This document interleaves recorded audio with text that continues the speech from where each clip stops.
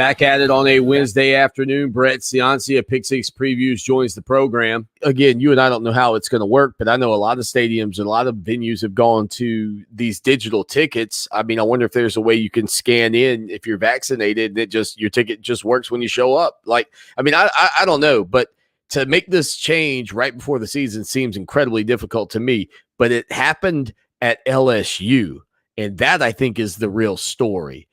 That's a place where I'm not saying it wasn't going to happen, but I mean, that is one of the big venues in all of college football there at Tiger Stadium. So we'll keep our eyes on that. Now, this weekend, 1:00 on Fox, kickoff of the college football season as Power 5 football gets underway. Nebraska taking on Illinois on the road in Champaign. And I know, man, you probably want to crack open the champagne, Brett, when it comes down to being able to watch some CFB this weekend. Tell us what you know about these two teams as they head into the opening matchup of the college football campaign. Yeah, well, you're right. It's almost like a holiday for me on the calendar because, I hunker down for 7 months writing my book every year from January till July. And once it's on newsstands, once it's published, I still do a ton of radio, a ton of podcasts. I think I did around 100 spots this year, some TV on ACC Network. So that was throughout the preseason. But when we finally get to kickoff, it's such a relief. But and it's the best time of year. I mean, everyone's optimistic about their teams. Everyone's undefeated. They're all important games in September. Non-conference is back.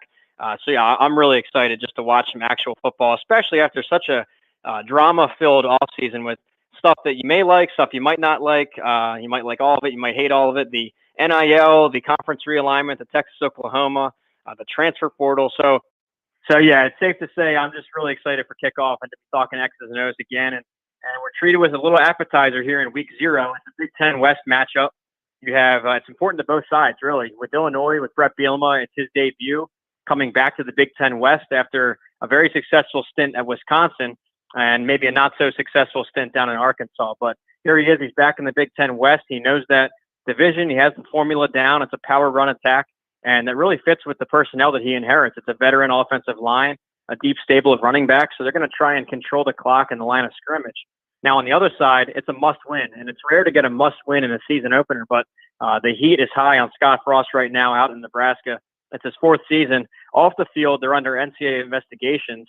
And on the field, it's been 3 straight losing seasons, no bowls. And that's pretty much just unacceptable for a blue blood program like Nebraska. So the pressure's on there big time. They have to win this one.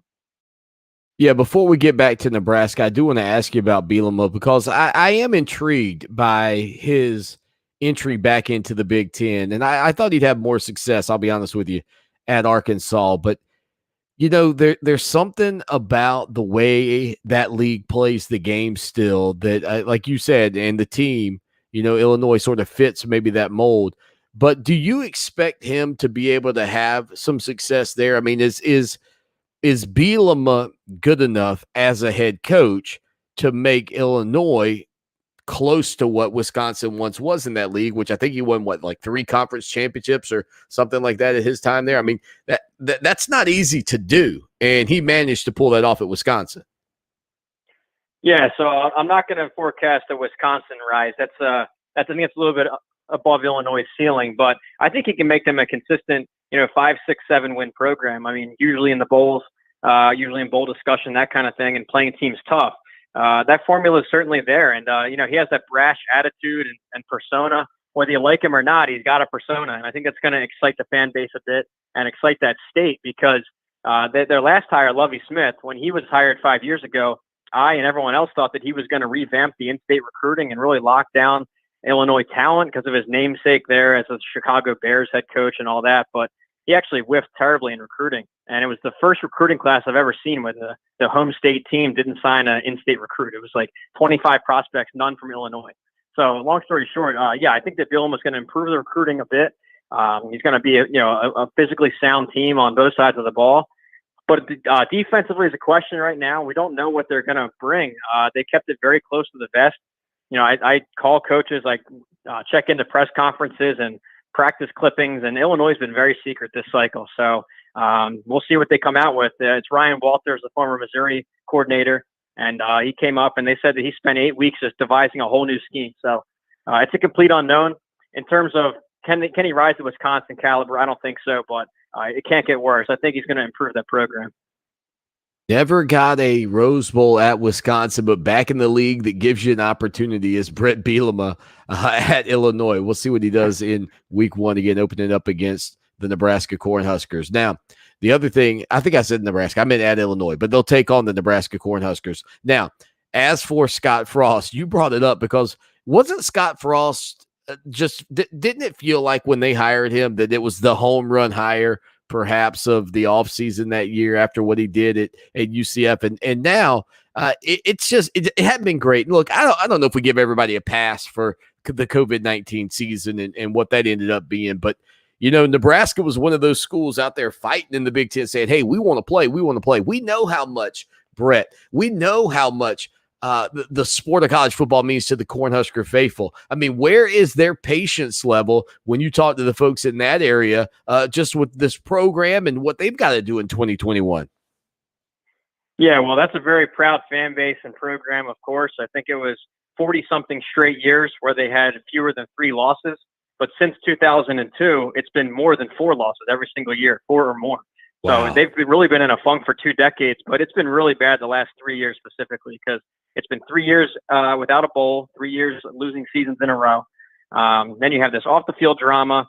And I don't think that really you get a pass there for 2020, all that stuff, because the product on the field was a mirror image of what it was in 18 and 19. It was sloppy play on offense, turnovers, penalties, just self-destructive. And I'm an optimist. I see that they have flashes of brilliance for a quarter or even a half, but they can't complete full games. It's just it's very interesting to watch. So, we'll see what he can do here in year 4. I think the lines are getting stronger. That was another issue that he inherited a pretty weak roster. They ignored the strength and conditioning program under the Mike Riley era, or the Mike Riley staff. So that took time. It brings me back to his opening press conference when he was asked, are you going to adjust your offense to the Big Ten?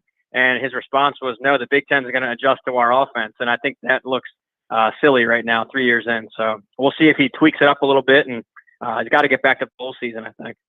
No, that's a great point. Again, Brett Ciancia, Pick Six Previews, the website, the preseason magazine. Go check that out during the break. It is a wonderful, wonderful read. Just some unbelievable stuff he's put together. And, man, to do it digitally is really, really awesome. All right, tell you what, we're going to hold Brett over one more segment here on the show that shakes the Southland on a Wednesday afternoon. We'll rock and roll with one of the best in the business, Brett Ciancia, right after this.